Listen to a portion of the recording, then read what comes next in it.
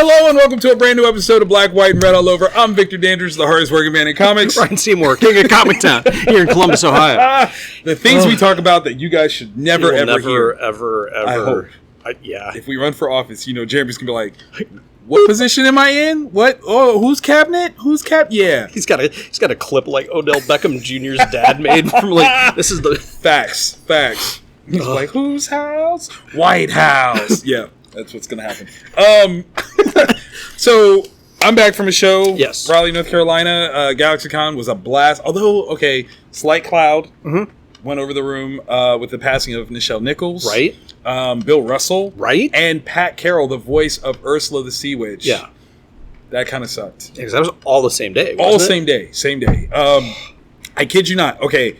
I saw on social media the passing of Nichelle Nichols, and Bill Shatner was at the show. So I'm immediately texting the show owners, like, did y'all see it? Has anyone told him? And they're like, we think we got it. We think we got it. Because we can't imagine if he was on stage and a fan is, right? Hey, by the way, and it's just because in some way, shape, or form, as innocent as they might have thought it was, a fan would have done so, and that just would have... Yeah. Because you don't always think of that celebrity, that talent, as being an actual person. Right. Who lost a friend. Yeah. So, big love to their families. They're indelible mark on pop culture without question.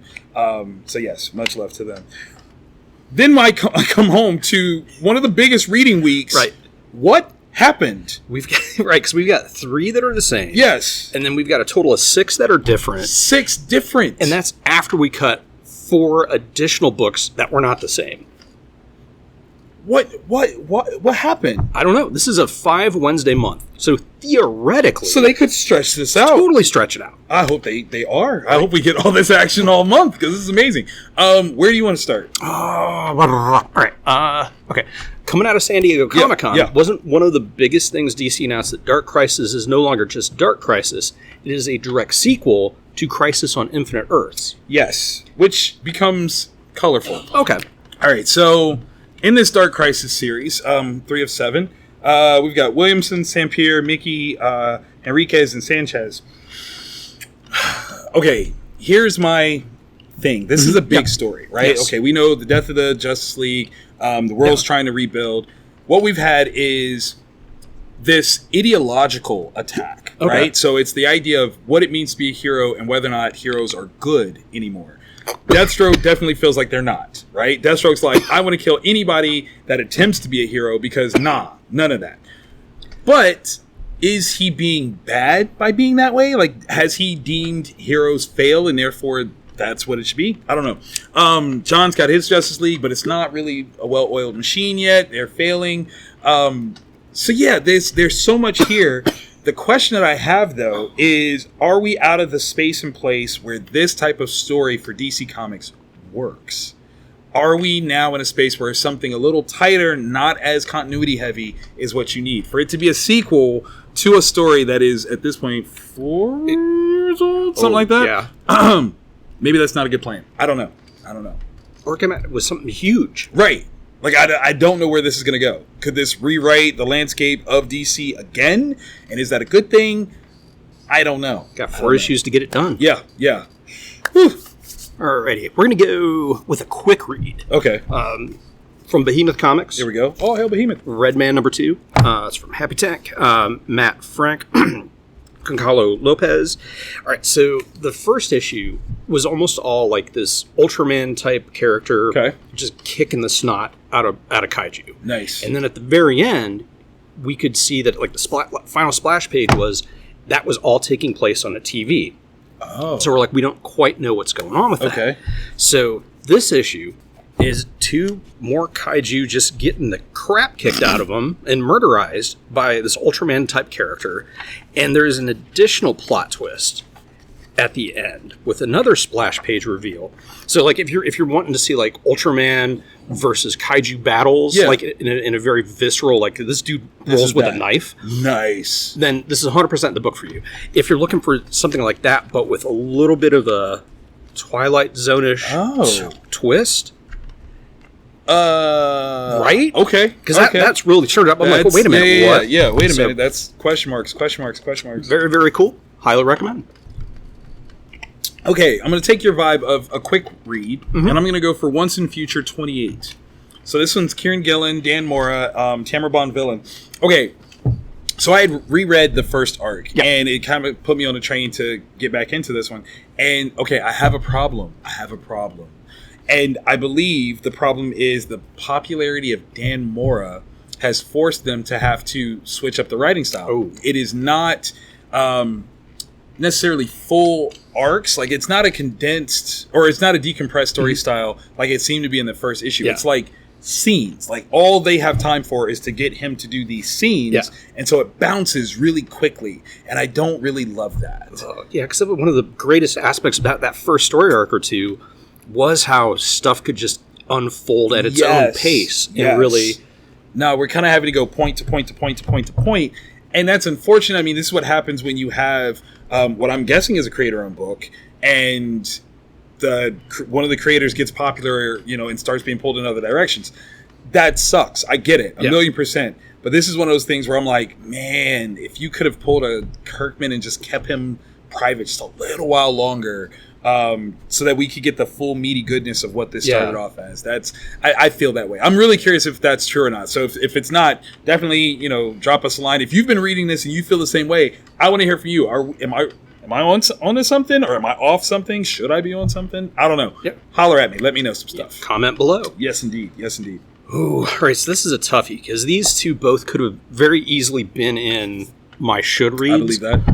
All right, so we're going to go with what I think is the secret history behind Zima. The Vineyard. We need to know this. #1 by AfterShock Comics. Brian Hawkins, Sam Micavella. Alrighty, so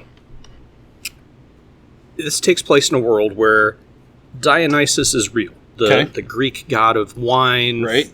Frivolity, Zima. Orgies. Come on, you say it. Yeah, there's some wood nymphs, and there are allusions to stuff. I'm like, but they got bark on their hands. Hey. Like sappy though. Sappy. Man. Yeah. That's a whole other title. So anyways, so the story is about a vineyard, and it is operated and owned by worshippers of Dionysus, and nobody else knows that Dionysus is real. Oh, interesting. The thing is, they have to make these offerings every year. They are heavy, heavy offerings that are not for the faint of heart, and not all family members are still on board. Really, really cool. The art is this amazing... It does look good. Yeah, it's just gorgeous. The color choices, really, it feels like you're in some California wine country or something. I like it. And it gives you this homey sort of I don't know, this vibe that you feel real relaxed in. Nice. And the story taking place within that vibe based on the art is this very tense, kind of like life or death type stakes. And the two play off each other so perfectly well. Man. That's awesome. Yeah. Something. Who's Brian Hawkins? What has he done? I don't know. Okay. That's the thing is, I suck, Brian. I apologize. No. Wait, hold on. Let me look. Let's see. So it is. They get the little. It is really, really cool. Black cotton. Yeah. Okay, out of Scout. Okay. Oh, that's what's up. Sweet. Yeah. Okay. No, all right. Super, super good. Yeah. It's definitely a really high concept, really well executed. So if you're looking for something that's a little bit meatier than your superhero book for the week, right? There you go. Definitely pick it up. And I was torn. It's one of those ones where I was like, no. I've got too many in my hand. Shouldn't have had so many in my hand. One that I did have in my hand, though, for very obvious reasons, I took on Demon Wars, the Iron Samurai, Peach Momoko, who has been blowing up the spot with Marvel and the variant covers, is tackling the story and art duties on this one. Co-script by Zach Davison. This is amazing. Okay, so very strong Eastern, vibes with this one. Very the closest thing I would pitch it to is 1602. Okay, I don't even know if that's right yet. It's like a Studio Ghibli version of Marvel stuff. Nice. Right? In terms of visuals, it's beautiful. It's absolutely beautiful. And I think the whole thing is really interesting. And there's like this big context of story and kind of, gods and monsters and the powers that they, bestow upon the real world. And there's a line between the two, and you have to make sure that they're safe and sacred. Like it's really beautiful.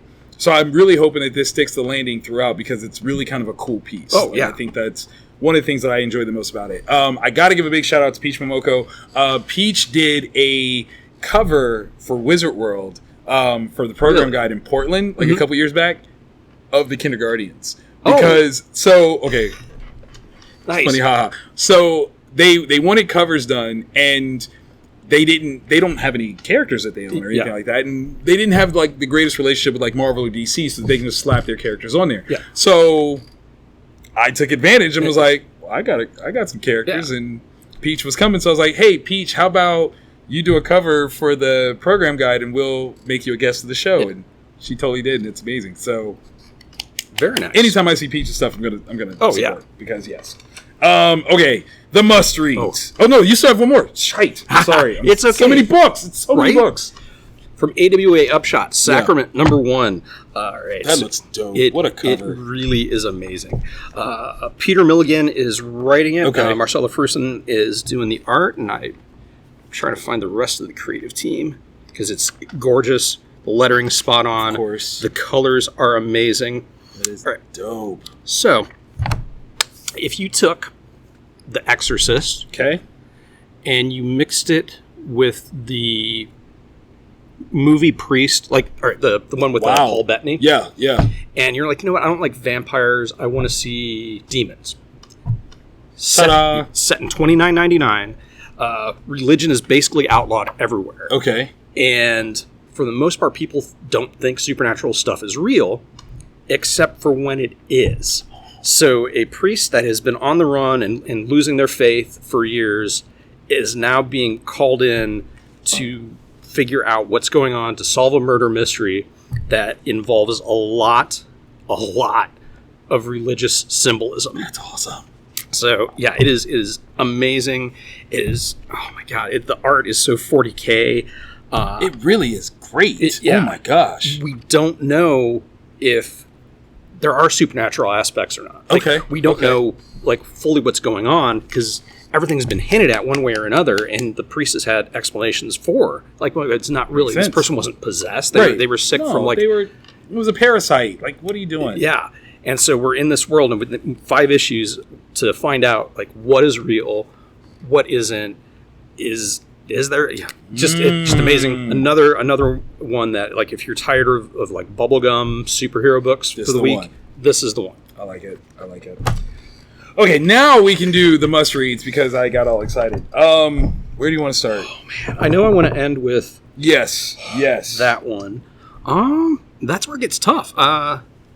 Let's do a 1, 2, 3 setup, right? Yep. Because we kind of have that opportunity. So, The Dead Lucky. This is interesting, because I feel like it takes place in some form of conjunction with the Radiant Black universe. I think it does. I feel like it does. So, Melissa Flores, French Carla Magno, Mattia Ayacano, and Becca Carney is the creative team. This was good. Yeah. I didn't know what to expect, right? Like, just kind of, I didn't know. Yeah. Had no idea. This world could be ours in a couple of years. Right. It's not that far off. Not far at all. Corporations buying towns, or at least trying to. Yeah. Like providing protection. Womp womp. This gang of people that, I don't know, righteous rebels, if you will. Yeah. Like, I can't figure out if they're, just because they're in a gang, right? Does that automatically make them the bad guys, or are they just concerned citizens? I don't know if that's the right phrase for it. I think that's a better question. Like, it's ironic. Like, the explanation for the Brotherhood of Evil Mutants was supposed to be like this. Oh, that's what you say about us anyway, so we may as well. The hips on these bots, though. I thought the same thing. I was like, oh man, that bot's thick. That bot's got some cake. Oh man, that's a future I could go for. I don't know. Wow. But no, we're following a former soldier who is, I don't know, beset by dreams, right? After surviving a traumatic experience, and they're moving back home post their tour, but finding the world that they knew totally different. It's different. Like, you've got what at once was San Francisco. Like, it's still called San Francisco, but there are areas of it that you can't go into unless you have special clearance. Right. There's this gang that's trying to take over, and like, she doesn't know her place anymore. No, and it's really interesting sort of character development to see how she's trying to do this. The thing that I love the most about BB here is that she fourth wall breaks and talks to herself, but to us at the same time, which I think is really fun. Yeah, it's a really clever way of narrating without like heavy-handedly. So it's really cool, and it also puts us in touch with her personality. Yes, like, very much so. Coming out of what she experienced when she was at war, there are some heavy things that she's got on her head. Super tight.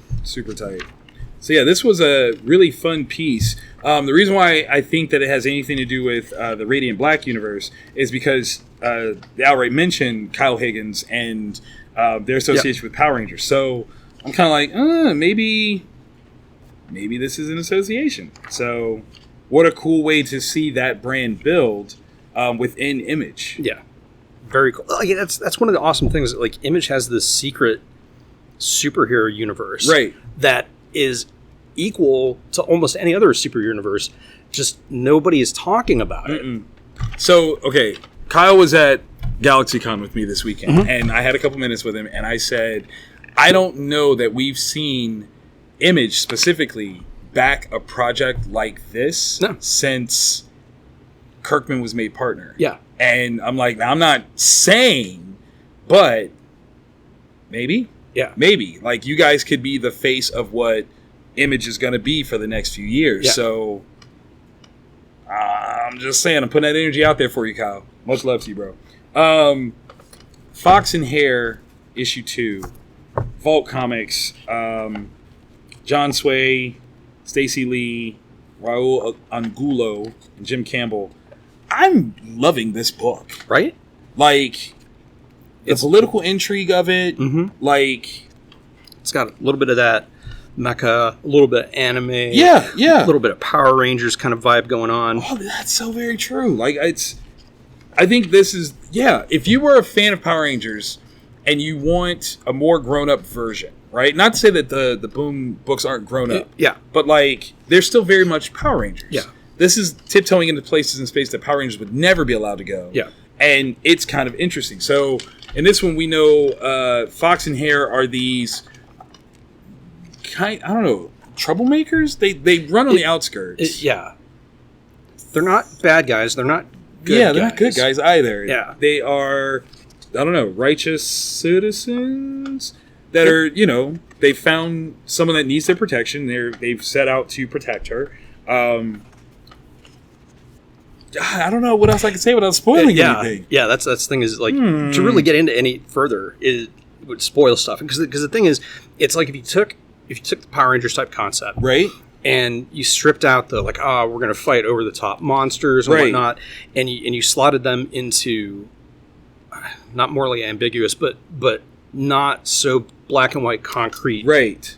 Like, we fight bad guys only, and then you replace those monsters with societal issues, right, and people with attitudes.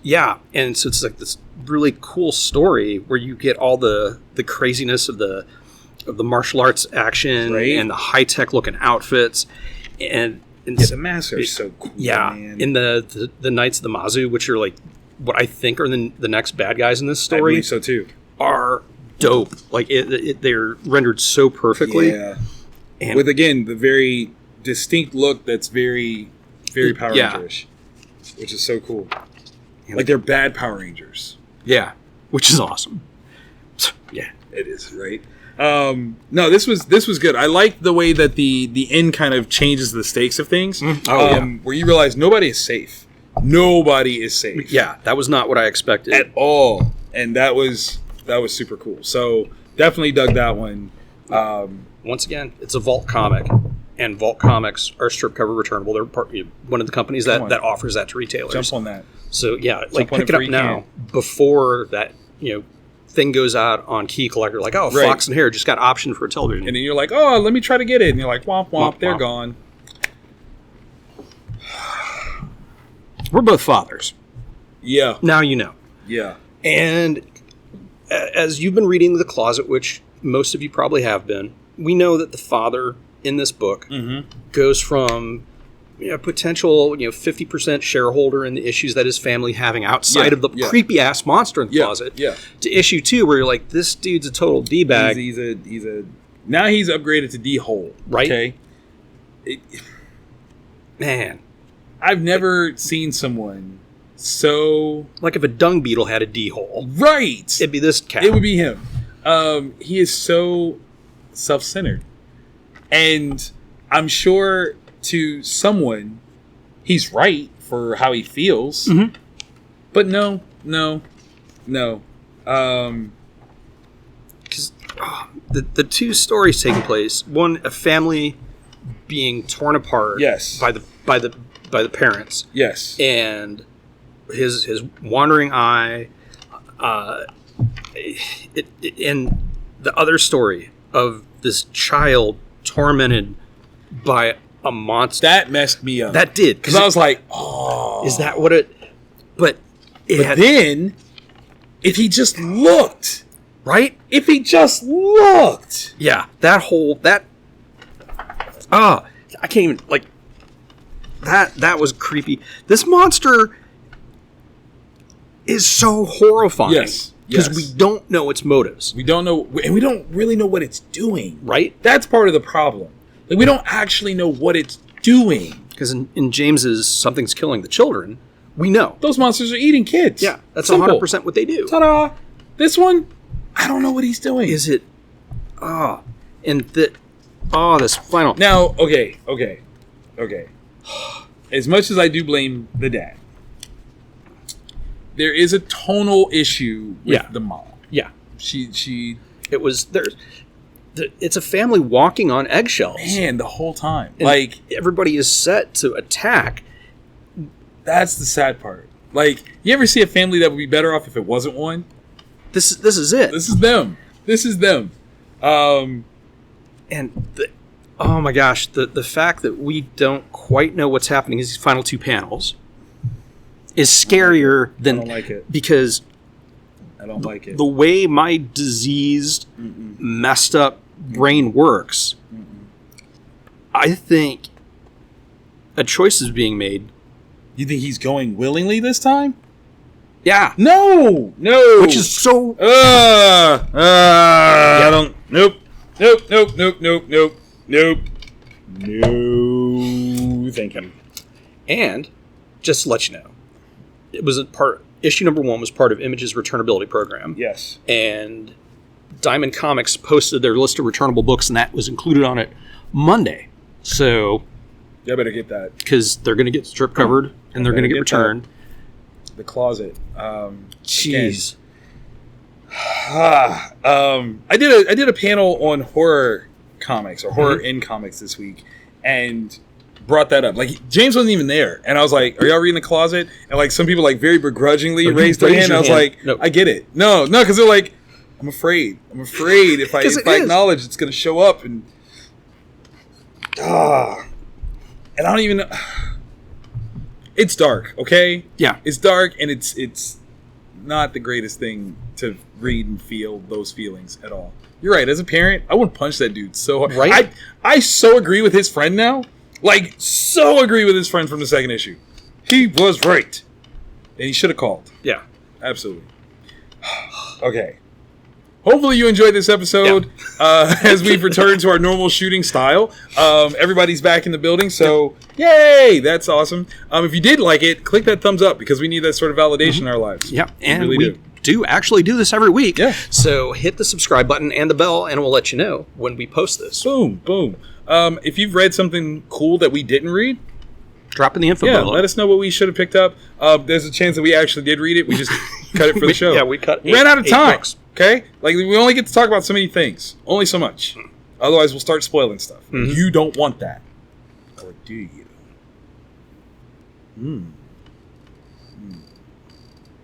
We'll see you next week.